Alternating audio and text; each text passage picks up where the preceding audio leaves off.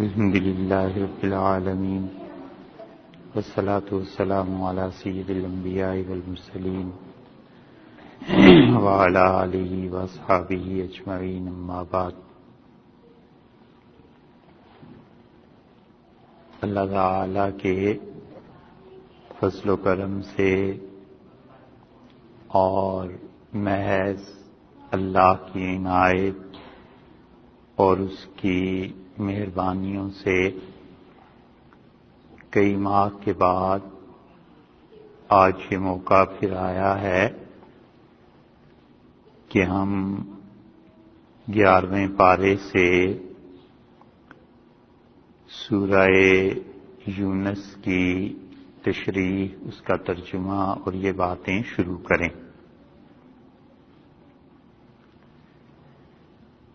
اور قبل اس کے کہ باقاعدہ قرآن کریم ہم پڑھیں، کچھ باتیں ایسی ہیں جو شاید پہلے بھی ہو چکی ہوں، مگر اسے پھر ذکر کرنا مناسب ہے،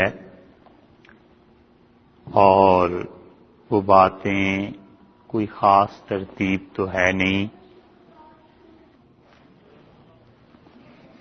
ان باتوں میں کوئی خاص ترتیب تو پیش نظر ہے نہیں، البتہ آپ جب سنیں گے تو انشاءاللہ آپ کو خود ہی خیال آ جائے گا کہ کون سی بات پہلے ہو چکی اور کون سی اس میں نئی ہے یا وہ قابل تذکیر ہے، ایسی بات تھی جو دوبارہ عرض کی جائے۔ ایک بات تو پھر سے یہ عرض کرنا ہے کہ قرآن کریم اور جتنے اعمال، اس کی تلاوت، تشریح، اس کا پڑھنا، یہ سب چیزیں اس بات کا تقاضا کرتی ہیں کہ نیت انسان کی درست ہونی چاہیے۔ کوئی بھی اگر اپنی نیت کو درست رکھے گا تو اس کے ثمرات، اس کی برکات اور اس کی جو فیوزات ہیں اپنی زندگی میں یقیناً محسوس کرے گا۔ یہ نیت اتنی بڑی چیز ہے کہ کہنے کو اگر لغت سے ترجمہ اس کا کریں تو وہ صرف یہ ہے کہ دل کا ارادہ، اور دل کا ارادہ کوئی چھوٹی سی چیز نہیں ہے۔ انسان جس چیز کا ارادہ کرتا ہے اللہ اس کے لیے اسباب اور وسائل حتیٰ کہ اعمال پیدا کر دیتا ہے۔ اگر نیت یہ ہو کہ ہمیں بہت علم آ گیا ہے اور نیت یہ ہو کہ میں بڑا علم والا آدمی ہوں اور لوگ مجھ سے پڑھنے آئے ہیں، تو بس پھر وہ پڑھ چکا اور پڑھا چکا۔ اللہ کی توفیق انسان سے چھن جاتی ہے جب انسان اپنے آپ کو دیکھتا ہے اور اپنے سے چیزوں کو ہوتے ہوئے دیکھتا ہے۔ اس لیے بس یہی نیت رکھے اور کہ اللہ کے سامنے کہ خداوندہ تیرے کلام کو سمجھنا ہے، اور اس شرمندگی کے ساتھ کہ عمر اتنی بیت گئی۔ حق یہ تھا کہ جب شعور بیدار ہوا اور جب تھوڑا سا ہوش آیا تو پہلی چیز یہی سمجھنی تھی کہ پروردگار تو نے جو کچھ کہا ہے اور آپ نے جو کچھ فرمایا ہے میں اسے پڑھوں، لیکن نہیں پڑھ پائے، نہیں سمجھ پائے، اور عمر بھر اسی کام میں بس پھر لگا رہے کہ مجھے خود اپنے لیے ہی سمجھنا ہے۔ جب کوئی آدمی یہ سوچ لے کہ مجھے پہلے دن سے ہی گرو بننا ہے تو پھر وہ چیلا نہیں بنتا۔ کہنے کو یہ بات بڑی آسان ہے، لیکن اس کے اثرات زندگی بھر محسوس ہوتے ہیں کہ جب کوئی آدمی پہلے دن سے ہی یہ سوچ لے کہ مجھے تو پڑھنا ہے اور میں طالب علم ہوں، سیکھنا ہے، تو دیکھیے اس کا برتن اور اس کا ظرف ہمیشہ ایسے ہی اللہ کے سامنے رہتا ہے۔ اور اگر پہلے ہی دن سوچ لے کہ مجھے تو پڑھانا ہے اور مجھے تو لوگوں کے اوپر رہنا ہے علیہ باللہ، تو پھر پہلے ہی دن وہ برتن اوندھا کر لیتا ہے، اور یہ بحر الکاہل آسمان سے برس جائے تو بھی اس کے برتن میں ایک قطرہ نہیں آتا، کیونکہ برتن خود ہی اوندھا کیا ہوا تھا۔ اس لیے جتنی بھی چیزیں ہیں، اور خاص طور پر علم کا جو معاملہ ہے، تو آدمی ساری زندگی اپنا برتن اللہ کے در پہ لیے کھڑا رہے کہ ایک آیت تو بڑی بات ہے، ایک لفظ کی بھی جو اللہ سمجھ دے دے تو 100 بار شکر ادا کرے کہ خدا نے اپنی کلام کو سمجھنے کی توفیق دی، اور پتہ چلا کہ جو کچھ اللہ نے مجھ سے مطالبہ کیا ہے میں اس پہ عمل کر رہا ہوں یا نہیں کر رہا۔ تو اس لیے نیت کی درستگی بہت بڑی چیز ہے، اور انسان کو چاہیے کہ اپنی نیت کو ٹھیک رکھے۔ اس نیت کا اتنا اثر پڑتا ہے کہ ایک آدمی نکاح کرتا ہے اس نیت سے کہ اپنی خواہشات اس کی تسکین ہو، اس کی اولاد میں اور اس کے اجر میں، اور ایک آدمی اس لیے نکاح کرتا ہے کہ نبی کریم صلی اللہ علیہ وسلم نے جو کچھ فرمایا اس آدمی کے اجر اور اس کی اولاد میں بڑا فرق پڑ جاتا ہے۔ حدیث میں آیا ہے کہ جو آدمی ابن ماجہ میں آتا ہے کہ اس نیت سے نکاح کرے کہ رسول اللہ صلی اللہ علیہ وسلم نے فرمایا اللہ کی خوشی کی نیت رکھے کہ اللہ مجھ سے راضی ہوگا، تو قیامت کے دن اللہ تعالیٰ اسے ایک عزت کا، اور ایک روایت میں آیا ہے کہ ایک خوبصورت تاج پہنا دیں گے، یعنی اس انسان کی عزت افزائی ہوگی قیامت کے دن۔ تو اب بات تو وہی ہے، صرف نیت کا فرق کہاں سے کہاں لے کے۔ ایسے ہی ایک بات نیت کے بعد یہ بھی خیال میں رہنی چاہیے کہ قرآن پاک ایک ایسی کتاب ہے جو تبدیلی کا تقاضا کرتی، اور قرآن یہ چاہتا ہے کہ لوگوں میں انقلاب آئے۔ انقلاب کا لفظ یہ وہ نہیں ہے جو اب پوری امت میں تقریباً بچے بچے کی زبان پہ چڑھا ہوا ہے، اور جس کو اب ہمارے زمانے میں مار دھاڑ اور حکومتوں کے خلاف جلوس اور جلسے اس معنی میں لیا گیا ہے، بلکہ انقلاب سے مطلب یہ ہے کہ قرآن یہ چاہتا ہے کہ انسان کی زندگی ویسے نہ رہے جیسے اس کو پڑھنے سے پہلے تھی۔ بس اتنی بات چاہتا ہے کہ اس کو پڑھنے کے بعد، اس کو سمجھنے کے بعد انسانوں کی زندگی میں تبدیلی آئے، اور یہ تبدیلی لازمی نتیجہ ہے قرآن کو سمجھنے کا اور قرآن کے ساتھ تعلق کا۔ قرآن پاک آپ نے کچھ حصہ اس کا پڑھا تو یہ ضروری ہے کہ جو کچھ پڑھا گیا اور سمجھا گیا ہے اس کی روشنی میں ہم میں سے ہر آدمی یہ دیکھے کہ ہم نے پڑھنے سے پہلے کیا تھے اور پڑھنے کے بعد کیا پایا۔ اگر زندگی میں کوئی تبدیلی نہیں ہے، کوئی بھی ایسی چیز نہیں ہے، تو اس کا مطلب یہ ہے کہ اسے پڑھنے کا ثواب ملا، اور جو کچھ کہا اور سنا اس سے ممکن ہے کہ اللہ تعالیٰ قیامت میں اجر دیں، لیکن حقیقی تقاضا جو قرآن کا تھا وہ پورا نہیں۔ اسی لیے اللہ نے قرآن میں کہا ہے کہ وَفِيهِ ذِكْرُكُمْ، اور اس قرآن میں ہم نے تمہارا ذکر کیا ہے، تمہارے حالات بیان کیے ہیں، تمہیں یاد کیا ہے، افلا تعقلون، کیا تم سمجھتے نہیں ہو؟ پورے قرآن پاک کا اصل موضوع انسان ہے، بس کہ انسان کا تعلق اللہ سے کیسے قائم ہو جائے۔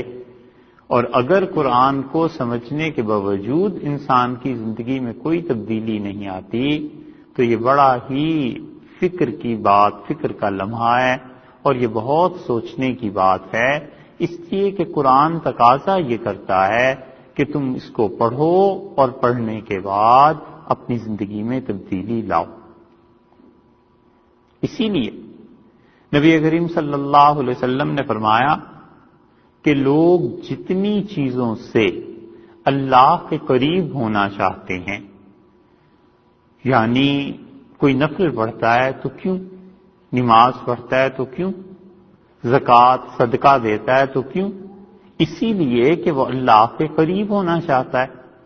تو ارشاد فرمایا سب سے بہترین چیز جو بندے کو اللہ کے قریب کرتی ہے، ما خرج منہ، وہ چیز ہے جو اللہ کی ذات پاک سے آئی ہے، یعنی اللہ کا کلام۔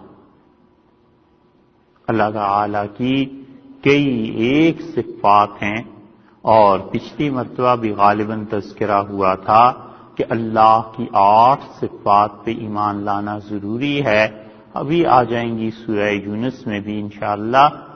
مگر اللہ کا کلام اتنی بڑی چیز ہے کہ رسول اللہ صلی اللہ علیہ وسلم نے فرمایا اس سے بہتر چیز کوئی نہیں جس کے ذریعے بندہ اللہ کا قرب حاصل کرے، سب سے اچھی چیز یہی۔ تو قرآن اگر کسی انسان میں تبدیلی نہیں لاتا تو اس انسان کو غور کرنا چاہیے بار بار کہ آخر مسئلہ ہے کیا۔ کوئی مایوسی کی بات نہیں ہے، کوئی ایسی چیز نہیں ہے کہ انسان تھک ہار کے بیٹھ جائے، پھر سوچے پھر سوچے پھر سوچے اور کچھ بھی سمجھ میں نہ آئے تو ایک حل تو اس کا کہیں بھی نہیں گیا، اور وہ یہ کہ اللہ ہی سے درخواست کرے کہ مجھے تو سمجھ آتی نہیں ہے اور آپ اس گتھی کو سلجھا دیں اور ایسے کر دیں کہ حقیقی تبدیلی آئے۔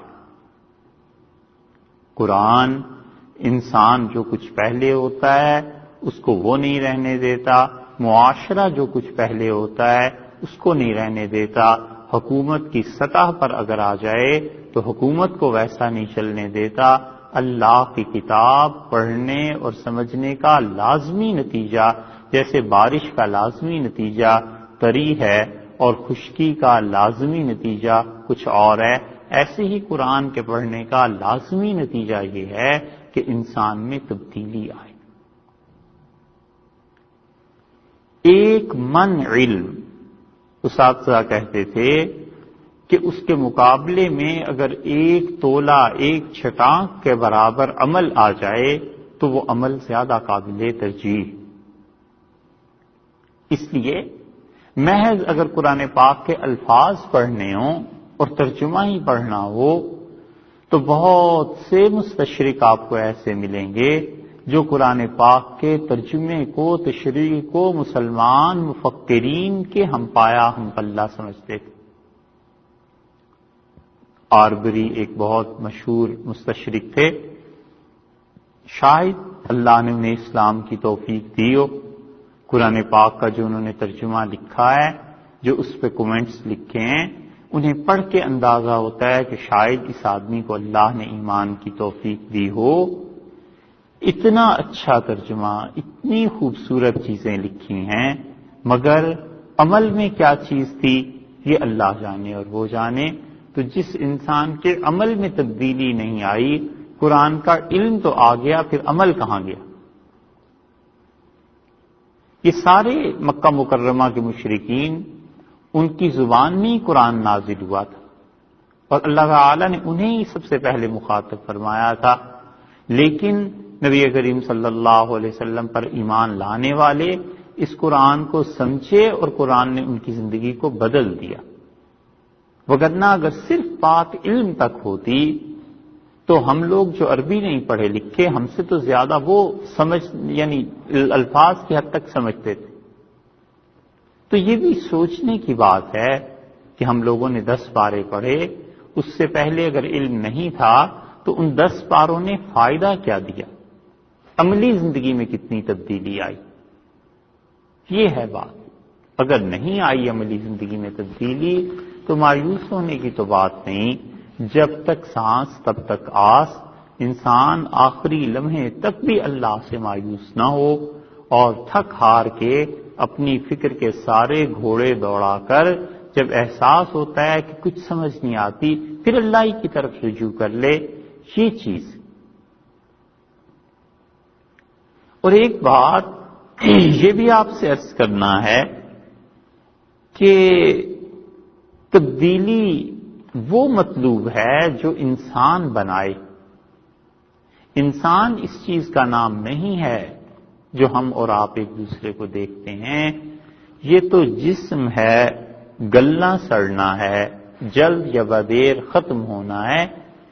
انسان وہ ہے جو انسانیت کی صفات سے متصف ہو، اور اگر انسانوں جیسی صفات نہیں آئیں تو اس کا مطلب یہ ہے کہ بہت پیچھے ہے۔ ابھی مولانا روم رحمۃ اللہ علیہ نے مثنوی میں جو کچھ لکھا ہے اس میں سے ایک شعر ہے جسے سمجھیں گے آپ تو اندازہ ہوگا۔ انہوں نے کہا کہ انسان بالغ ہوتا ہے جب اس کے جسم سے گندگی اور نجاست اور ناپاکی کا اخراج ہوتا ہے، اور خود انسان تب بنتا ہے جب انسان ان گندگیوں کو اپنے آپ سے دور کرتا ہے۔ پیدائش انسان کی کس چیز سے، اور پھر اس کے بعد انسان جب ان گندگیوں سے نکلتا ہے تب جا کر کہیں انسان بنتا ہے۔ تو انسان اس کا نام نہیں ہے جو ہم آپ ایک دوسرے کو دیکھیں، انسان نام ہے اس چیز کا جس میں صفات ہوتی۔ امام غزالی رحمۃ اللہ علیہ نے احیاء العلوم میں بڑا اچھا ایک موازنہ کہیے اسے لکھا ہے، اور آدمی اپنے فن کے اعتبار سے پہچانا چاہتا ہے۔ آپ میں سے کتنے ہی ہیں جو کمپیوٹر انجینئر ہیں؟ اب کوئی آپ سے آ کے کہے کہ صاحب سر میں درد ہو رہا ہے، کوئی دوا دے دیں، اور آپ کہیں بھی میں ڈاکٹر تو نہیں ہوں، کیسے دوا دے دوں؟ تو وہ محلے بھر میں یہ کہنا شروع کرے کہ لو جی انہیں تو کچھ آتا ہی نہیں، انہیں تو سر درد کی بھی دوا کا پتہ نہیں۔ تو یہ بات نہیں ہے، بات یہ ہے کہ اس کی فیلڈ یہ نہیں۔ امام غزالی رحمۃ اللہ علیہ کی اصل فیلڈ، ان کا اصل میدان تصوف، اخلاق، انسانیت، یہ چیزیں تھیں۔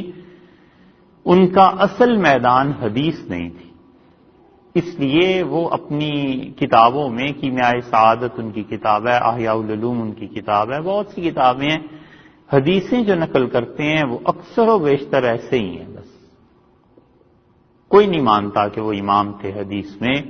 البتہ ان کی کتاب انسانیت کے اعتبار سے، سیکھنے کے اعتبار سے اور انسان بننے کے اعتبار سے ایسی کتاب ہے جس کے متعلق بعض لوگوں نے کہا کہ یہ احیاء العلوم ایسی ہے کہ دنیا میں سارے علوم مر جاتے تو اس سے زندہ ہو سکتے تھے۔ احیاء العلوم کا پایا اتنا بلند ہے کہ بڑے بڑے لوگوں نے اس کی شروح، حواشی، تخریجات اس کی لکھی ہیں۔ احیاء العلوم میں غزالی رحمۃ اللہ علیہ نے جو کچھ لکھا ہے صدیوں مسلمان اسے پڑھتے اور پڑھاتے رہے۔ اب ہمارے ہاں بدقسمتی سے شاید کہیں بھی پورے عالم اسلام میں ایسا تعلیم کا نصاب مرتب نہیں ہے جس میں اخلاقیات کی بھی کتابیں ہیں، ہمارے علم میں نہیں، ممکن ہے کہیں ہو، لیکن جو کچھ یونیورسٹیز میں، کالجز میں پڑھایا جاتا ہے، فزکس، کیمسٹری، کمپیوٹر، بایو، یہ وہ، ان میں کہیں شاید ہی کوئی ایسا ادارہ ہو جہاں یہ بھی ہو کہ اس میں روزانہ 50 منٹ 45 منٹ گلستان سعدی کوئی پڑھائے، بوستان پڑھائے، احیاء العلوم پڑھائے۔ اب یہ چیزیں نہیں رہی، لیکن آج سے 200 برس پہلے، 300 برس پہلے ہر طالب علم کو یہ پڑھنا پڑتا تھا، اور وہ جو پڑھتے تھے وہ شیخ سعدی رحمۃ اللہ علیہ کی گلستان، بوستان اور احیاء العلوم پڑھتے تھے، بلکہ ایسا وقت بھی تھا جب گھر میں بچے نانی دادی سے ہی پڑھ لیتے تھے، بس وہ خود ہی پڑھا دیتی تھی۔ اسکول بھی بعد میں جانا ہوتا تھا، مدرسہ اس زمانے کا. یہ احیاء العلوم جو ہے یہ کئی صدیوں تک ہر کوئی پڑھتا تھا، ہر کوئی پڑھاتا تھا اسے، تاکہ انسانیت سے شناسائی آئے کہ انسانیت کیا ہے. احیاء العلوم میں امام غزالی رحمۃ اللہ علیہ نے جانوروں کی تقسیم کی ہے، اور وہ کہتے ہیں کہ ایک جانور کی قسم تو ایسی ہے جو خیر پر مبنی، دودھ دیتے ہیں، جب دودھ دینا چھوڑ دیں تو تم انہیں ذبح کر دیتے ہو، گوشت حاصل کرتے ہو، ان کی کھالوں سے کام لیتے ہو، بکری، گائے، بھینس وغیرہ وغیرہ. پھر وہ کہتے ہیں کہ جانوروں ہی کی ایک قسم ایسی ہے جو بالکل مضر ہے، کوئی آدمی دیکھے مارنے دوڑتا ہے انہیں. سانپ ہے، بچھو ہے، نہ کوئی پالتا ہے نہ کوئی رکھتا ہے، اور نہ ہی اس کا کوئی مصرف ہے ایسا. پھر وہ کہتے ہیں تیسری قسم بھی ایک جانوروں کی ہے، اور کہتے ہیں کہ تیسری قسم جانوروں کی یہ ہے جیسے جنگلی جانور ہوتے ہیں، اگر آپ کا نفع نہیں تو نقصان بھی نہیں، اور نقصان نہیں تو نفع بھی نہیں. وہ اپنی زندگی بسر کر رہے ہیں جنگلوں میں، آپ کو اس سے کوئی تعلق نہیں ہے. تو غزالی رحمۃ اللہ علیہ نے مثالیں دی ہیں، اور پھر کہتے ہیں کہ جو برے جانور گنے جاتے ہیں معاشرے کے اعتبار سے، ان میں کتے کو برا جانور گنا جاتا ہے. اور پھر کہتے ہیں کہ اس میں خوبی دیکھو کہ اس میں خوبی وفاداری کی تو ہوتی ہے، اور کتے کی وفا ضرب المثل ہے کہ بڑے وفادار ہوتے ہیں. یہ سارا کچھ لکھنے کے بعد غزالی کہتے ہیں کہ ہمیشہ اپنے آپ پر غور کرنا چاہیے کہ میں ان جانوروں میں سے کون سی قسم میں آتا ہوں. کہتے ہیں کہ اگر وہ قسم ہے جو انسانوں کو نفع پہنچاتے ہیں تو اس کا مطلب یہ ہے کہ دودھ دینے والے جانور اور گوشت استعمال جن کا ہوتا ہے، گائے، بکری، بھینس وغیرہ، ان سے اللہ نے بہت اچھا بنایا ہے کہ ہم انسانوں کو نفع بھی پہنچا رہے ہیں، اس کے ساتھ ساتھ خدا کے ساتھ شعوری تعلق ہے، کیونکہ وہ بھی اللہ ہی کی مخلوق ہے. مگر ظاہر ہے کہ وہ نہ نماز پڑھیں نہ شریعت کے مکلف ہیں، ہم شریعت پر بھی عمل کرتے ہیں اور اس کے ساتھ ساتھ لوگوں کو نفع بھی پہنچا رہے ہیں. کہتے ہیں یہ ہے انسان. اور پھر کہتے ہیں ایک قسم وہ بھی ہے جو لوگوں کو تکلیف پہنچاتے ہیں، اور سوچ لے کہ میں کیسا لوگوں کو تکلیف پہنچانے والا ہوں. اور پھر کہتے ہیں کہ اس میں حالت یہ ہو جاتی ہے کہ کتا انسان کو تکلیف پہنچاتا ہے مگر ہوتا تو وفادار ہے. اگر انسان نے جو بظاہر انسان نظر آتا ہے اپنے مالک کی نہیں مانی اور اللہ کے ساتھ وفاداری کا تعلق استوار نہیں کیا تو تم سوچو وہ جانوروں میں بھی کس درجے میں جا گیا. تو انسان جس چیز کا نام ہے وہ اخلاقیات ہیں. اور اسی کے ضمن میں آپ سے عرض کریں کہ شریعت نے جتنے بھی ادارے رکھے تھے، جتنے بھی نظام چل رہے تھے، وہ بے فائدہ نہیں تھے. سب سے مضر، سب سے نقصان دہ چیز، سب سے تکلیف دہ چیز سود تھی. اور سود عربوں کے معاشرے میں اتنا رچ بس گیا تھا کہ اسے یکسر اکھاڑنا ممکن نہیں تھا. پورا معاشرہ ہل کے رہ جاتا اگر نبی کریم صلی اللہ علیہ وسلم ابتدائی دور میں کہیں سود کو ختم کر دیتے. شراب جیسی چیز مدینہ منورہ میں آ کے فرمایا کہ نہیں ہے، نہیں پینی، اس کا بھی رواج تھا. جوئے جیسی چیز منع کی. عربوں کا جوا کوئی ہمارے ہاں کی گیمبلنگ اور جوئے کی طرح تھوڑا ہی ہوتا تھا. یہ جو قرآن نے کہا ہے نا کہ جوئے میں نفع ہے، تو یہ نفع کیا چیز تھی؟ شاید گزرا ہو پچھلے برس سورہ بقرہ کی آیت میں، نہ گزرا ہو تو چلیے اب صحیح. یہ جو عربوں کا جوا تھا اللہ نے فرمایا اس میں نفع بھی ہے لوگوں کے لیے. تو نفع کیا چیز ہوئی؟ چند ٹکے، چند سکے. ایک تفسیر اگرچہ یہ بھی کی گئی ہے لیکن عرب آپ کو معلوم ہے جوا کیسے کھیلتے تھے؟ وہ صفا جو پہاڑی ہے، صفا اور مروہ جہاں پر سعی ہوتی ہے، یہاں بیٹھ جاتے تھے، اور وہ جوا ہوتا تھا اپنی سرداری کے اظہار کے لیے، فخر کے لیے، اس لیے نہیں ہوتا تھا کہ کچھ مال میں اضافہ ہو جائے۔ ایک آدمی نے 2 اونٹ لگائے، دوسرے نے 4 لگائے، تیسرے نے 5 لگا دیے، یہ سب مل کے اس پہ جوا کھیلتے تھے، کوئی شرط لگا لی، 5 سے پھینک دیے۔ جوئے میں جو اونٹ نکلتے تھے، جو آدمی ہار جاتا تھا وہ اتنے اونٹ وہاں پر قدرتی ان کے معاشرے کی رسم تھی کہ غریب جمع ہو جاتے تھے۔ جب دیکھتے تھے کہ جوئے والے بیٹھے ہیں تو غریب غربا سب آ جاتے تھے۔ اب وہ جو اونٹ جیتتا تھا وہ کہتا تھا لے جاؤ، تم ذبح کر کے انہیں دے دیتے، تم لے جاؤ۔ یہ نفع تھا عربوں کے معاشرے میں جوئے، یہ نہیں ہے کہ وہ اپنے گھر کو ہی لے جایا کرتے تھے۔ اس جوئے میں اور اس جوئے میں بھی فرق تھا۔ تو اللہ تعالیٰ نے بتایا کہ اس میں نفع ہے، تو نفع سے مطلب یہ ہے کہ غریب لوگوں کو چند دن کے لیے یا سالوں کے لیے کھانے کو مل جاتا ہے، اونٹیاں لے جاتے تھے، اونٹ لے جاتے تھے، یا جو بھی چیز وہ لگاتے تھے، سونا چاندی، وہ غریبوں میں تقسیم ہو جاتا تھا۔ ایسے ہی اس سود کو، جوئے کو رسول اللہ صلی اللہ علیہ وسلم نے حرام کرا دی۔ سود بدترین چیز رہ گئی تھی، اس کو نبی کریم صلی اللہ علیہ وسلم نے وفات سے صرف 1 برس بھی زیادہ ہے، چند ماہ پہلے ارشاد فرمایا کہ اس کو ختم کرو، کیونکہ جو مجموعی اعتبار سے سود ہے وہ قوموں کا استحصال کر دیتا ہے۔ آپ خود جانتے ہیں اس پہ کیا بحث کرنی ہے، قومیں پٹ جاتی ہیں اس مجموعی اعتبار سے۔ جو سود والے ہوتے ہیں وہ قوموں کو تباہ کر ڈالتے ہیں۔ یہ بات عرض کر رہے تھے کہ شریعت نے جتنے نظام باقی رہنے دیے اس کی بڑی مصلحتیں تھیں۔ پھر رسول اللہ صلی اللہ علیہ وسلم نے یہ باندیوں کا، غلاموں کا یہ نظام کیوں نہیں ختم کر دیا؟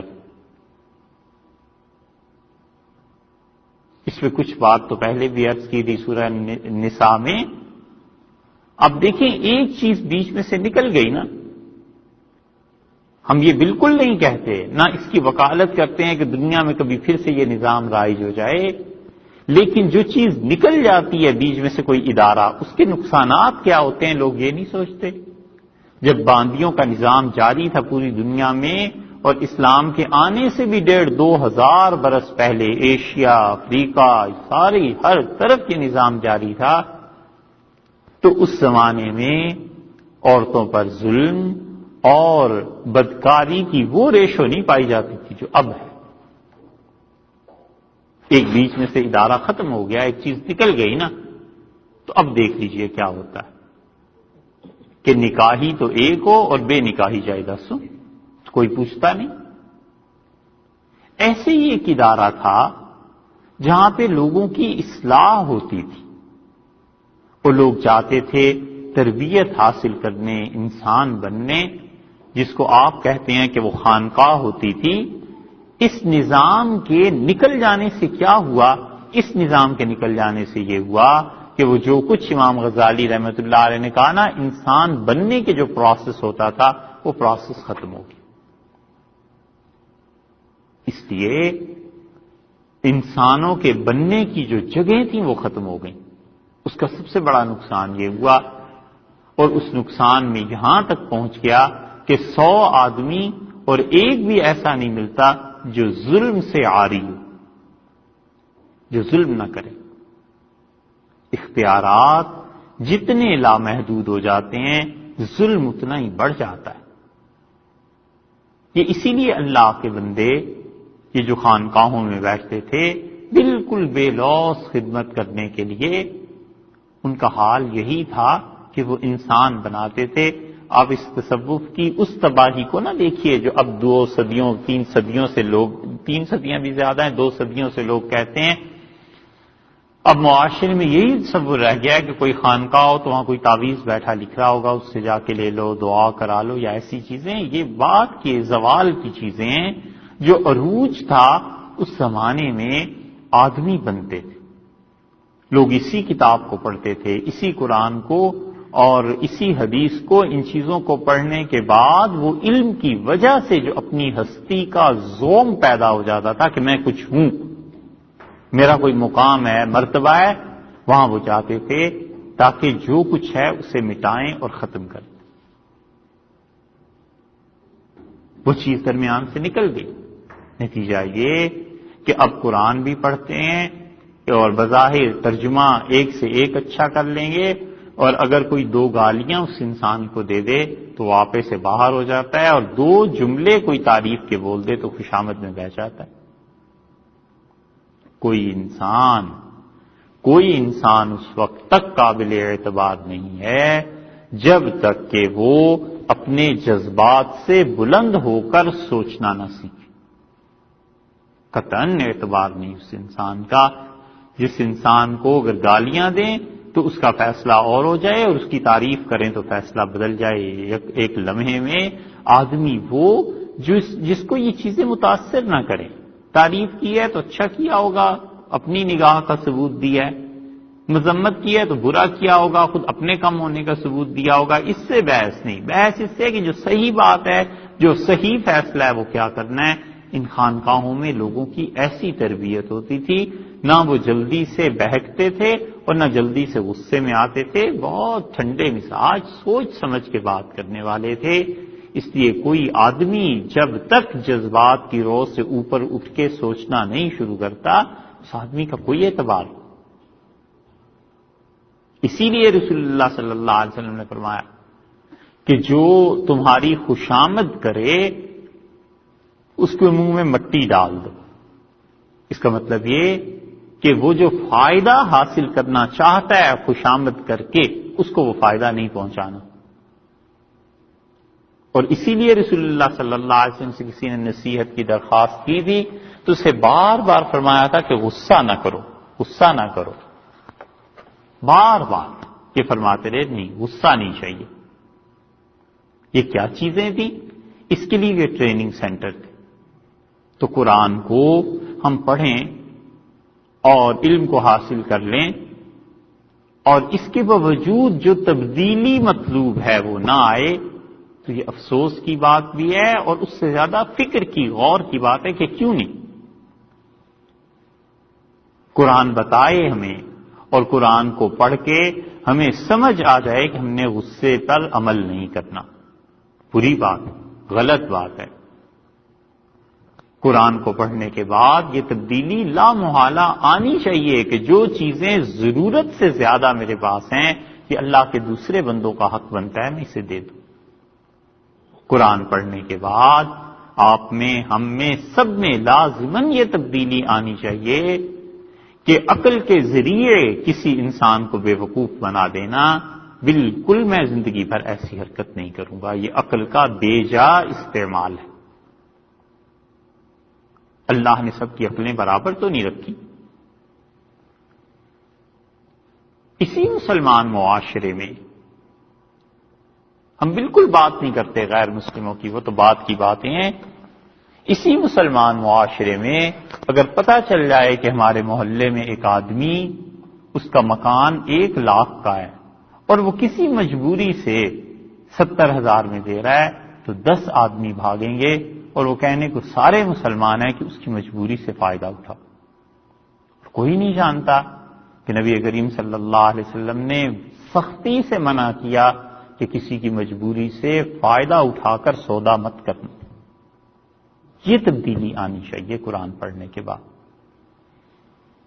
کہ اگر ہمیں ضرورت ہے تو ہم اسے کہیں بھائی آپ کی جائیداد لاکھ روپے کی ہے، یہ 70-80 کی نہیں ہے، ہم خریدتے ہیں فی الحال اتنے ہیں، بعد میں ہم اور دے دیں گے، جو بھی معاملہ طے ہو، لیکن دوسرے کو بھی اطمینان ہو جائے گا کہ یہ صحیح مسلمان ہے۔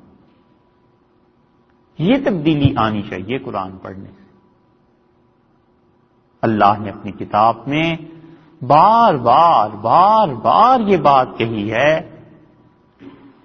کہ لوگوں کو کھانا کھلاؤ۔ کافروں میں عیب نکالا ہے، ولا یحض علی طعام المسکین۔ اس کو دیکھو، یہ مسکین غریب آدمی کو کھانا نہیں کھلاتا، یہ عیب بیان کیا ہے نا۔ مومن انسان، مسلمان انسان، اس میں یہ وصف ہونا چاہیے کہ ایک روٹی ہے نا، آدھی خود کھا لے گا، آدھی دوسرے کو دے گا، کیونکہ اللہ نے کہا مسلمان آدمی، مومن آدمی، قرآن نے بتایا ہے کہ دولت کو کمائے. یہ تھوڑا ہی ہے کہ پیسے نہیں کمانے. کیوں برے لگتے ہیں بھائی؟ کمائے، خوب کمائے اور اللہ کی راہ میں خرچ کرے. صحابہ کرام رضی اللہ عنہم کا یہ حال تھا کہ وہ اللہ کی راہ میں خرچ کرنے کی خاطر مزدوری کرتے تھے. ایسے بھی تھے جن کا گزارا ہو جاتا تھا، جتنی بھی تھوڑی بہت آمدنی تھی بس ہو جاتا تھا گزارا. لیکن انہوں نے ترقی کیوں کی؟ انہوں نے کہا یہ تھوڑی سی محنت اور کرو. آج اس باغ میں ایک کام ہے، ایک مزدوری کرنے والا آدمی، ان کا مزدوری اور کر لو. بھئی کیوں کر لو؟ تمہارے تو گزارا ہو رہا ہے. انہوں نے کہا نہیں، اللہ نے جو بیان کی ہیں فضیلتیں، اللہ تعالی نے جو کچھ صدقہ دینے کے متعلق آیات بیان کی ہیں، اس پہ عمل نہیں ہو رہا تو میں کیوں نہ محنت کروں، تھوڑا سا کماؤں اور صدقہ دوں تاکہ اس آیت پہ بھی عمل ہو جائے. یہ ایسے لوگ تھے. یہ انسان مطلوب ہے. مدینہ منورہ میں ایک آدمی، ایک صاحب کہتے ہیں میں نے دیکھا، حضرت حسن رضی اللہ عنہ کے ساتھ جا رہا تھا تو میں نے دیکھا حضرت حسن رضی اللہ عنہ کو، وہ ایک آدمی کو دیکھ رہے تھے. انہوں نے چار دیواری ایک جگہ پہ پھری ہوئی تھی، اس کو عبور کیا اور اس غلام کے پاس چلے گئے.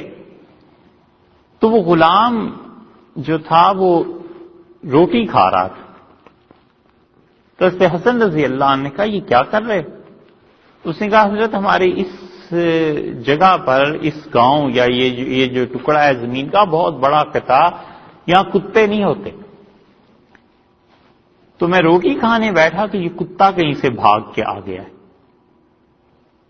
تو میں نے سوچا اگر میں اس کو نہیں کھلاتا تو یہ غلط بات ہے، اور میں اس کو کھلاتا ہوں تو خود بھوکا رہ جاؤں گا.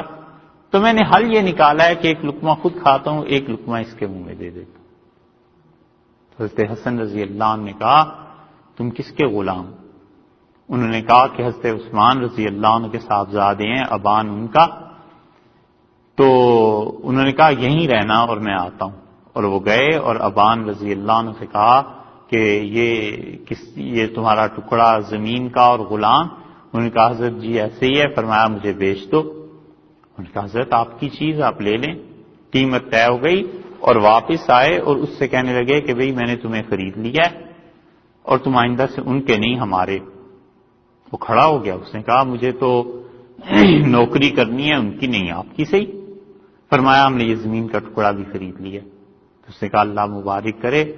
فرمایا ہم تمہیں بھی آزاد کرتے ہیں اور یہ زمین کا ٹکڑا تمہیں دیتے ہیں. اس نے کہا حضرت جی کس وجہ سے؟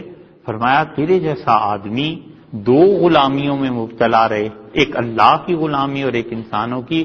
تیرے جیسے آدمی کو صرف اللہ ہی کی غلامی کرنی چاہیے. تم آزاد ہو، یہ زمین بھی اپنے پاس رکھو. یہ وہ فرق ہے جو قرآن پیدا کرتا ہے. اسی لیے انشاءاللہ جب ہم پڑھیں گے انشاءاللہ تو آپ دیکھیں گے قرآن میں ایک جگہ کیا کہا. اللہ نے فرمایا کہ جن لوگوں کو ہم نے رزق میں وسعت دی ہے 14ویں پارے میں، وہ لوگ یہ نہیں چاہتے کہ غلام ان کے برابر آ جائیں. قرآن یہ بتاتا ہے کہ ہم اس طرح کے مومن بن جائیں، ایسی تبدیلی آنی چاہیے. یہ جو صوفیہ تھے جن کو اب لوگ بدنام کرتے ہیں، حقیقت میں وہ ایسے افراد تیار کر دیتے تھے. اور دنیا میں کوئی انقلاب ممکن نہیں، چاہے ہم جتنے مرضی نعرے لگاتے رہیں، جب تک کہ افراد کی اخلاقی تربیت نہ ہوئی تھی. کوئی جماعت کسی ملک میں کسی جگہ انقلاب برپا نہیں کر سکتی جب تک کہ ان کے اخلاق انسانوں والے نہ. ایک جماعت میں 10,000 آدمی ممبر بن گئے اور 10,000 میں پتا چلا کہ 10 آدمی بھی وعدے کے پابندی نہیں کرتے، تو وہ کیا کر لیں گے؟ وعدہ کیا ہے مثال دیتے ہیں، کسی کی طرف بھی اشارہ کنایا نہیں، صرف مثال سے عرض کرتے ہیں سمجھنے کے لیے کہ آدمیوں نے وعدہ کر لیا جناب آپ کو ووٹ دیں گے، اور اس کو یقین ہی نہ ہو لیڈر کو کہ یہ میرے 10,000 ورکر ہیں اور یہ مجھے ہی ووٹ دیں گے، تو بھلا بتائیے پھر وہ کیا کرے گا؟ اگر اخلاقی تربیت ہوئی بھی ہوتی تو اسے یقین ہوتا کہ 10,000 نے کہا تو 10,000 مجھے ہی دیں گے، ان میں جھوٹ بولنے کی عادت ہی نہیں، جھوٹا وعدہ یہ کرتے ہی نہیں۔ پارٹیز چلانے کے لیے پیسے ایک ایک پائی کوڑی لوگ لیتے ہی ہیں، دینی پڑتی ہے، مال بھی خرچ ہوتا ہے، اور جب اسے پتا ہو کہ جناب اور ورکرز کو پتا ہو کہ سرکار کو اگر حرام کا مال بھی لے جا کے دیں تو فوراً قبولیت ہو جائے گی اور عہدہ مل جائے گا، تو بھلا سوچئے پھر وہ کیا اسلام کا انقلاب آئے گا اور کیا ہوگا؟ کوئی تبدیلی نہیں آ سکتی جب تک کہ افراد بنے ہوئے نہ ہوں، کیونکہ افراد ہی پہ مشتمل معاشرہ ہوتا ہے، اور معاشرہ اس چیز کو ظاہر کرتا ہے جو کچھ کے اس کے اندر۔ اس لیے اب جو قرآن پاک پڑھنا ہے تو یہ سوچنا ضروری ہے کہ قرآن ہم میں کیا تبدیلی لا رہا ہے، تبدیلی کتنی پیدا ہوئی؟ بس اگر بات وہی ہے، ظلم بھی جاری ہے، اور بات وہی ہے کہ اولاد کی بھی فکر نہیں ہے کہ اس کی تعلیم و تربیت کیسے ہوگی، اور حلال اور حرام کی بھی تمیز انسان میں نہ پیدا ہو، اور غصہ بھی ویسے ہی آتا رہے، اور اس غصے کے تقاضے پر بھی عمل ہوتا رہے، اور عقل کے ناجائز استعمال سے لوگوں کے ساتھ دھوکہ دہی بھی جاری رہے، تو پھر بھلا بتائیے کہ انسان کہاں بنا، اور قرآن کا جو اصل پیغام تھا وہ کہاں گیا؟ اتنی سی بات۔ اس لیے ہمیشہ یہ دیکھتے رہیے، اللہ نے جو فرمایا ہے نا، بڑے غضب کی بات، اللہ تعالیٰ نے فرمایا بل الانسان علی نفسہ بصیرہ، اور انسان اپنے حالات کو، اندر کو اچھی طرح جانتا ہے، ولو القی معاذیرا، اگرچہ کتنے ہی عذر پیش کیا کرے، جتنے مرضی عذر پیش کرے کہ یوں ہو گیا تھا، یوں ہو گیا تھا، یہ مصیبت ہو گئی، یوں اس لیے جھوٹ بول دیا، اس سے کچھ نہیں۔ اللہ فرماتے ہیں ہر آدمی اپنے اندر کو جانتا ہے جو کچھ اس کے اندر ہے، اور اسی لیے اللہ نے دوسری جگہ فرمایا کہ اللہ ہی پاک کرتا ہے جس کو چاہے۔ اللہ تعالی کا فضل، اس کی مہربانی، اس کی عنایت دھو ڈالتی ہے لوگوں کو۔ تو اس لیے قرآن کے ساتھ تعلق کا ایک لازمی نتیجہ ہے کہ انسان میں تبدیلی آئے، اور یہ تبدیلی آپ اگر نہ بھی مانے تو بھی کچھ ایسی بات نہیں ہے، بحث کیا کرنی ہے، لیکن یہ تبدیلی ہمیشہ آتی رہی وہاں سے جہاں پہ لوگ جا کے اپنی اصلاح کروایا کرتے تھے، اور جب یہ نظام ختم ہوا نا، ایک انسٹیٹیوشن، ایک ادارہ ختم ہو گیا، پھر حال دیکھ لیں آپ کہ کیا کیا چیزیں ہیں، وہی کتاب و سنت ہے، اور اسی سے والعیاذ باللہ لوگ گمراہی کو پھیلا رہے۔ ایسے ہی جب انسان قرآن پڑھتا ہے تو چاہیے کہ اس کی پریکٹس کرے، بار بار۔ ایک درجہ تو یہ ہے کہ میں اللہ کو قرآن سنا رہا ہوں، یہ بات اور ہے۔ قرآن پاک کو پڑھنا یہ ایک الگ چیز ہے، اور اس نیت، اس ارادے اور اس سوچ اور فکر کے ساتھ پڑھنا کہ میں اللہ کو سنا رہا ہوں، یہ بات اور ہے۔ بہت آسانی سے سمجھ میں آنے والی بات ہے، آپ پہ، ہم پہ، سب پہ ہی طالب علمی کا دور گزرا ہے، بلکہ ہم تو اسی دور میں، تو جب وہی سبق جو گھر میں 10 بار فر سناتے تھے، جب ٹیچر کے سامنے کتاب رکھ کے بھی سناتا ہے تو جھجکتا ہے، یہی ہوتا ہے نا۔ ایسے ہی یہ آسانی سے سمجھ میں آنے والی بات ہے، اور اس سے بھی بلند تر مقام یہ ہے کہ انسان اس تصور سے قرآن پڑھے کہ اللہ میری زبان سے پڑھ رہا،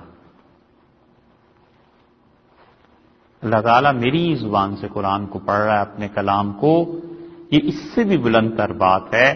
اور ایسی ہی ہے اس کی مثال جیسے حضرت موسیٰ علیہ السلام نے دیکھا کہ اس درخت سے آواز آ رہی ہے اور روشنی تھی، وہ چلے گئے تو اس درخت سے انہیں آواز محسوس ہوئی اور اس نے کہا کہ اننی ان اللہ، میں تمہارا رب ہوں، اللہ.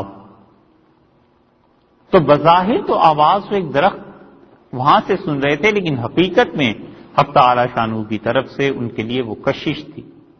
ایسے ہی انسان جب تلاوت کرے تو سب سے اچھا تو یہ ہے کہ وہ یہی تصور کرے کہ اللہ میری زبان سے پڑھ رہا.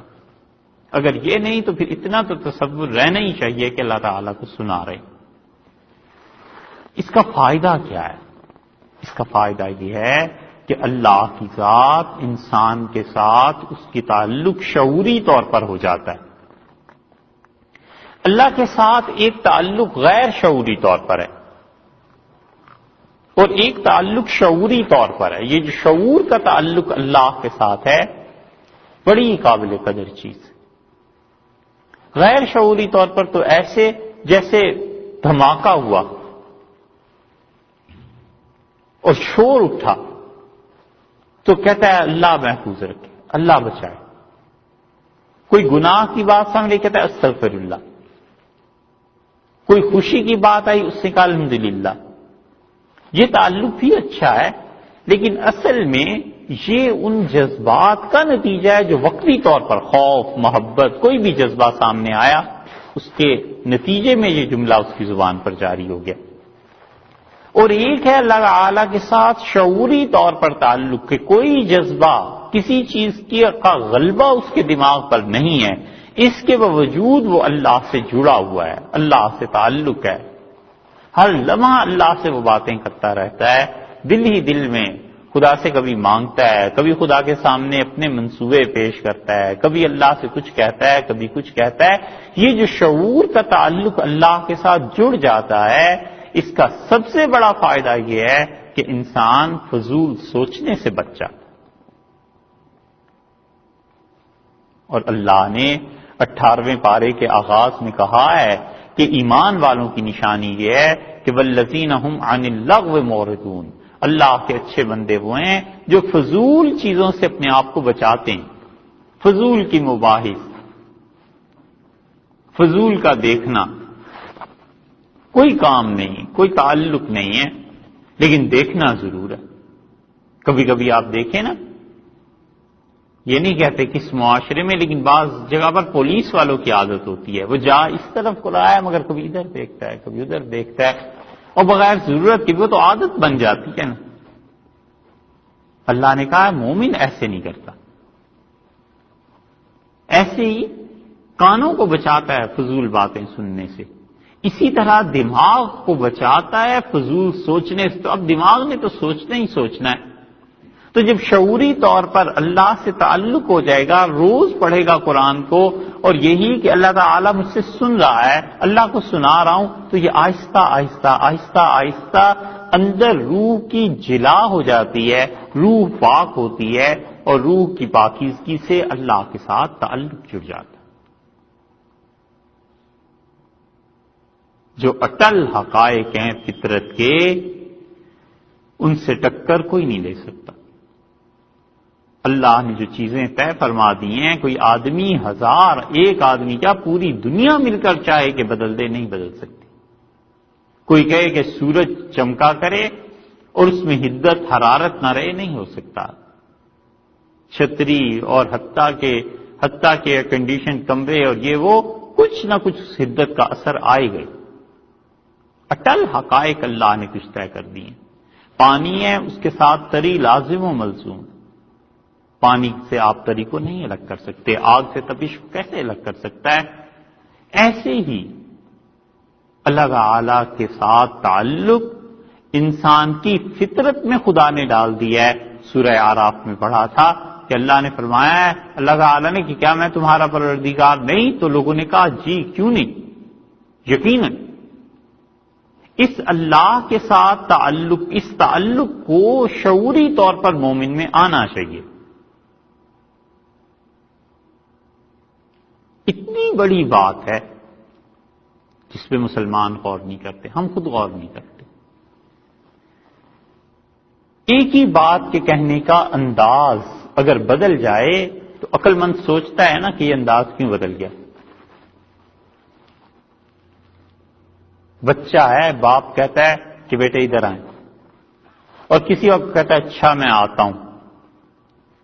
تو بات تو ایک ہی ہے بظاہر، لیکن آپ دیکھیں کتنا فرق پڑ گیا کہ آپ ادھر آئیں، نہیں اچھا میں آتا ہوں. دونوں میں بڑا فرق ہے. نبی کریم صلی اللہ علیہ وسلم نے فرمایا اللہ تعالی قیامت میں بلا کر پوچھے گا ایک آدمی سے اور اسے کہے گا کہ تم نے مجھے کھانا نہیں کھلایا. وہ عرض کرے گا پروردگار تو اس سے بلند و بالا ہے کہ تجھے بھوک لگے.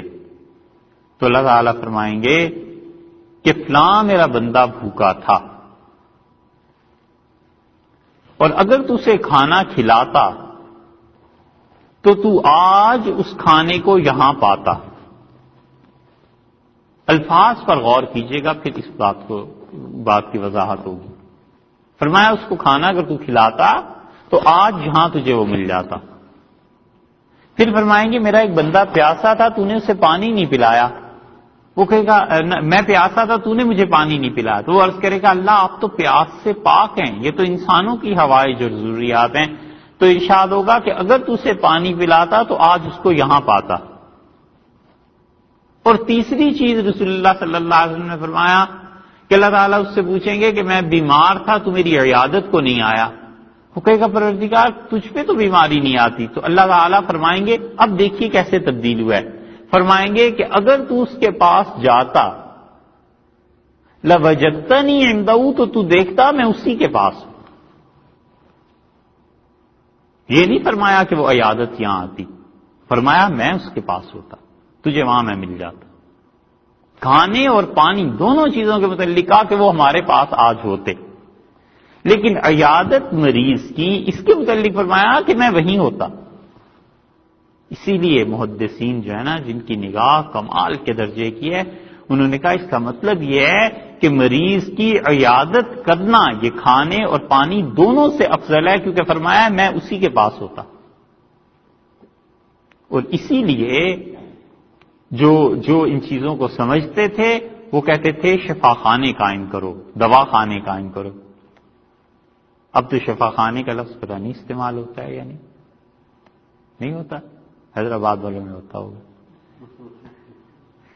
وہ کہتے تھے یہ مراکز بناؤ. یہ کیا وجہ ہے؟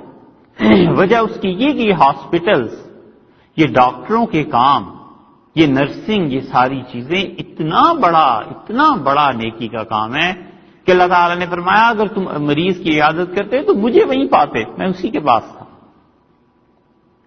امام شافعی رحمۃ اللہ علیہ دوسری صدی ہجری کے آدمی ہیں اور فرماتے ہیں کہ افسوس عیسائیوں میں میڈیکل کا علم تھا، طب کا علم تھا، اور افسوس مسلمانوں نے اس علم کو نہیں سیکھا. وہ دوسری صدی کا رونا روتے تھے. اب 15ویں صدی آ گئی. اب تو حال یہ ہے کہ سوئی سے لے کے اور بڑی سے بڑی مشین تک دیکھو سب غیر مسلموں کی، اور مسلمانوں کو اس کی پرواہ نہیں ہے کہ اگر یہ چیزیں ہم کرتے تو ہمارا پروردگار وہیں تھا. نبی کریم صلی اللہ علیہ وسلم فرمایا اللہ اسے کہے گا لوجدتنی عندہ، تو مجھے اس مریض کے پاس ہی پا لیتا، ہم وہیں تھے. اس لیے کہ وہ مریض جو ہے اس کے ساتھ اللہ کی رحمت ہے، اللہ کا خاص تعلق ہے، انسان ہے نا. سو یہ چیز ہے کہ وہ ادارے جہاں سے تربیت ہوتی تھی، یہ چیزیں بنتی تھی، وہ بیچ میں سے نکل گئے اور انسان انسانیت کے مقام سے گر گیا. تو قرآن پاک کا پڑھنا، اس کی تلاوت کرنا، ایک چیز یہ بھی ہے کہ شعوری طور پر اللہ کے ساتھ تعلق ہو جاتا ہے کہ آدمی جب یہ سوچتا ہے کہ اللہ مجھ سے سن رہا ہے قرآن پاک کو، یا یہ کہ اللہ میری زبان سے تلاوت ادا فرما رہا ہے بغیر کسی تشبیہ اور مثال کے، تو وہ پھر شعوری طور پر بار بار اللہ سے دل میں تعلق قائم ہوتا رہتا ہے. نتیجہ یہ نکلتا ہے کہ فضول سوچ سے جان چھٹ جاتی. اس لیے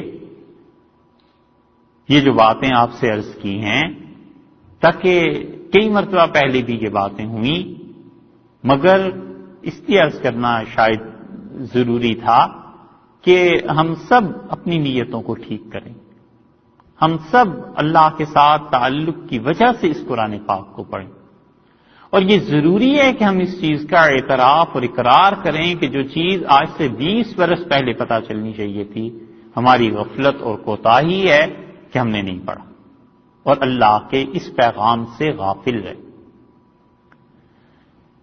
ان باتوں کے ساتھ ساتھ ایک چیز یہ بھی ہے کہ اس کا تعلق کچھ انتظامی امور سے بھی اور کچھ حقیقت سے بھی، کہ جتنا بھی وقت اب ہے قرآن پاک کے پڑھنے کے لیے، بظاہر وہ عشاء کی نماز کے بعد سے لے کے 10 اور 10:30 تک تقریباً بس یہی ہے، لیکن درخواست یہ ہے کہ اس وقت کو ہم اس جگہ کو جو ہوتی ہے نا، جیسے وزٹنگ ہوتی ہے کوئی چیز کہ وزٹ کیا، آئے، ٹھیک ہے، بس پھر اٹھ کے چلے گئے، یہ نہ کیجیے، اس سے بے اطمینانی ہوتی ہے۔ اور ایک غلط چیز یہ بھی ہو جاتی ہے کہ یہ نہیں کہتے کہ کوئی آنے والا ایسے کرتا ہے، یا اس کے تو شاید وہم و گمان میں بھی نہ ہو، مگر ہمیں بدگمانی کا مرض ہے، وہ ایسے لگتا ہے جیسے بس قرآن ایسی ہی چیز ہے، وقت ملا تو سن لیا، نہ ملا نہ سن۔ یاد رکھیے، انسان جس راہ سے اللہ تک پہنچتا ہے نا، اللہ بھی اسی راستے سے انسان کے پاس آتا ہے۔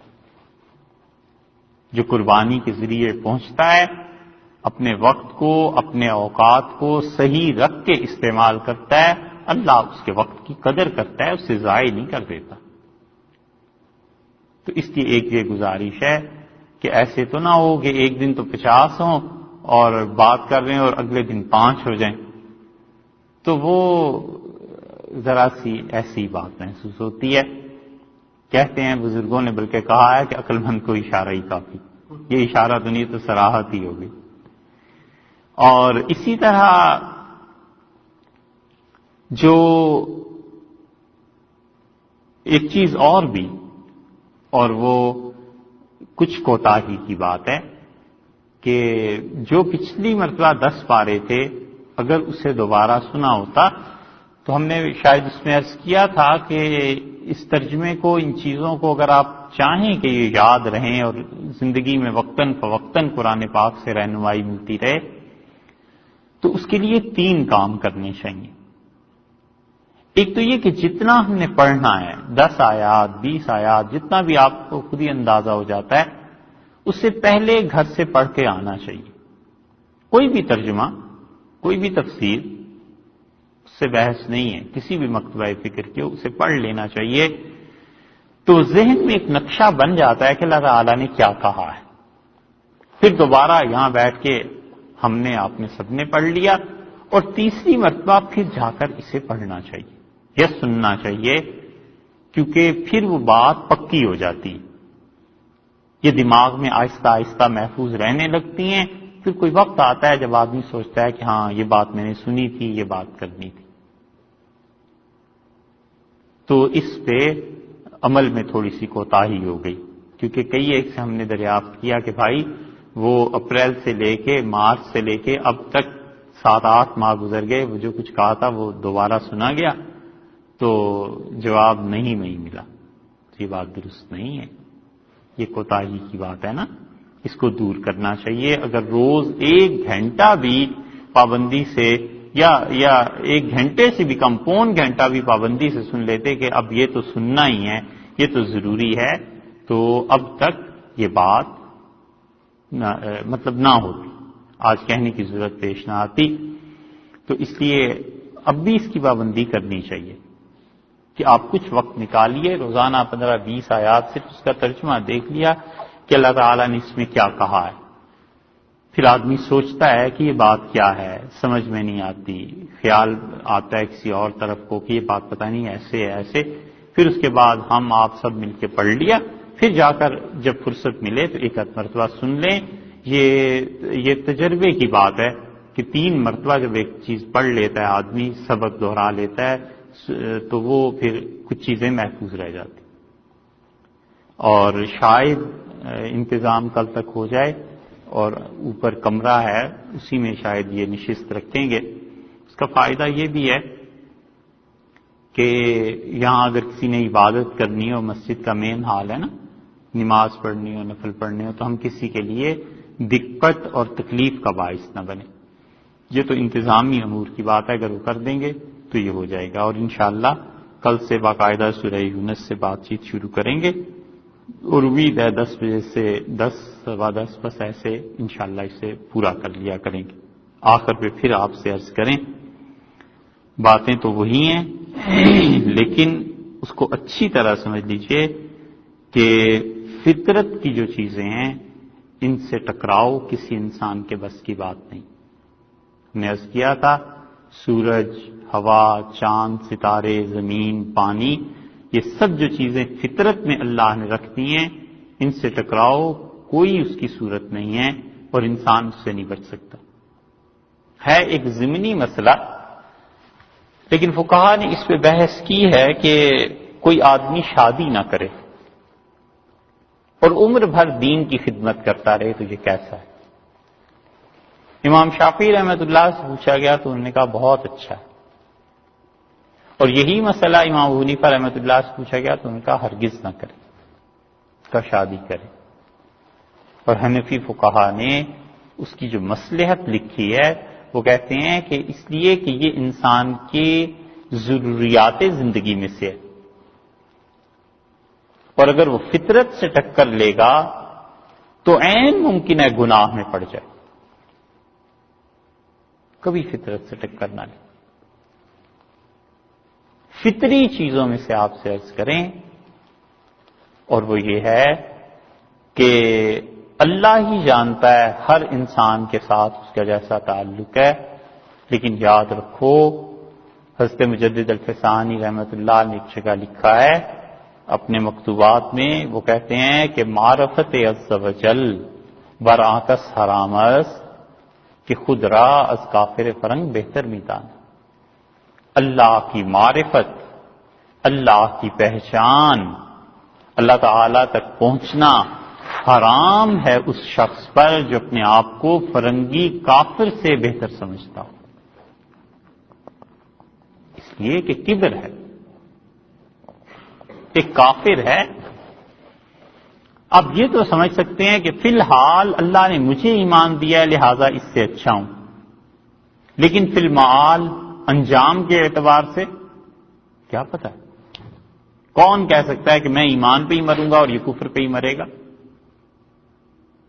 کوئی نہیں کہہ سکتا. بس اللہ ہی ہے، اسی کو پتہ ہے کہ کس کا انجام کس پہ ہوگا. ایسے ہی جس شخص کی تنہائی پاک نہیں ہوتی یہ کتاب اس کو سمجھ میں نہیں آتی.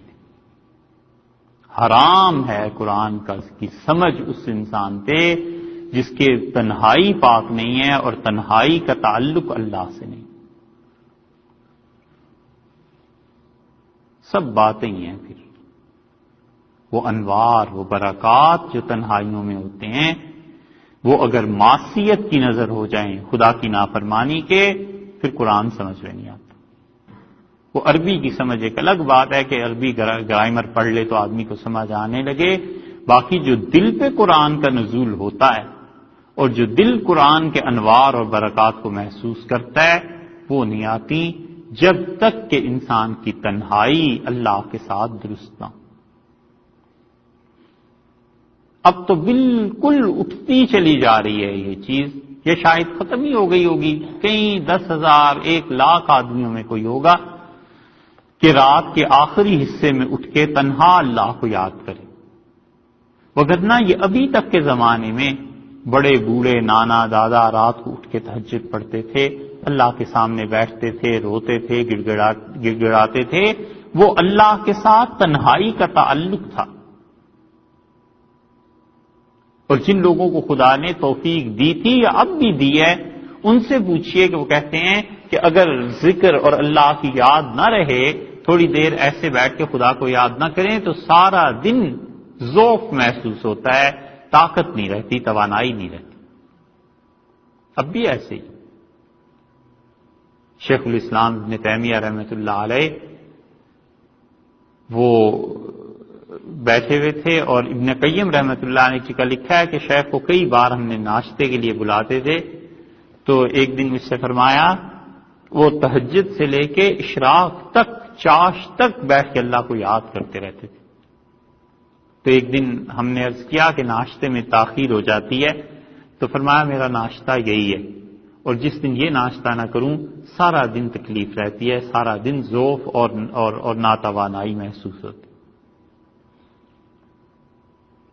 ہمارے یہاں دین پور ایک جگہ ہے، مولانا عبید اللہ سندھی مرحوم وہاں رہے آخر پہ، اور دین پور میں ایک بزرگ اب بھی ہیں ماشاءاللہ حیات ہیں، میاں سراج احمد صاحب، اور انہیں ہم نے دیکھا جس زمانے میں ہم پڑھتے تھے، اور وہ رات 1-1 بجے تک، یہ سیاست میں تو یہی پھر ہوتا ہے، اتنی لمبی میٹنگز یہ چیزیں، اور وہ سردیوں کی راتوں میں، یعنی دسمبر جنوری کی رات میں 4 بجے 4:30 بجے اٹھ کے اللہ کو یاد کرنا جو شروع کرتے تھے، اب بھی اور صبح 10 بج جاتے تھے، لیڈرز کھڑے ہیں، کوئی کچھ کہہ رہا ہے، کوئی کچھ کہہ رہا ہے، حضرت چلیں۔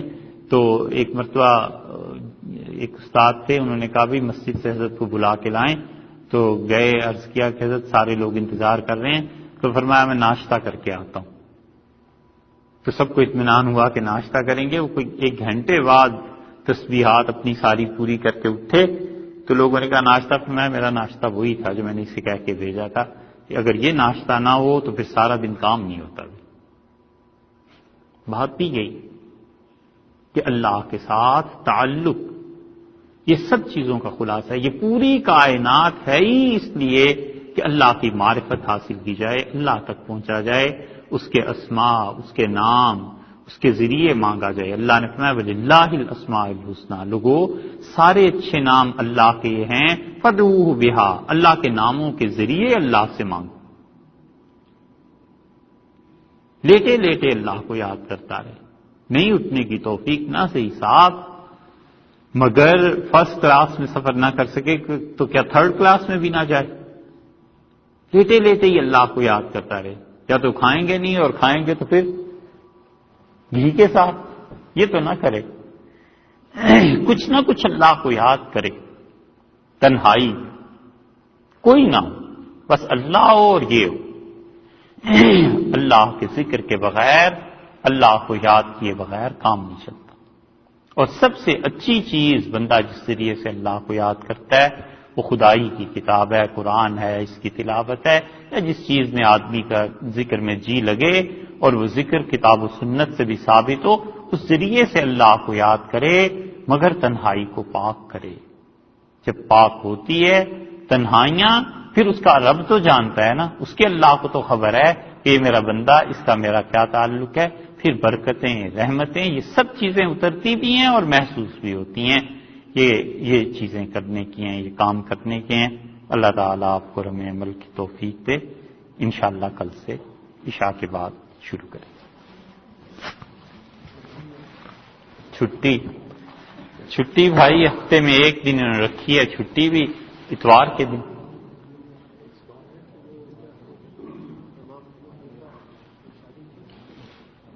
جی امام ابو حنیفہ رحمۃ اللہ نے خود بھی شادی کی تھی، ان کے بیٹے تھے حماد، ان سے حدیث کی روایت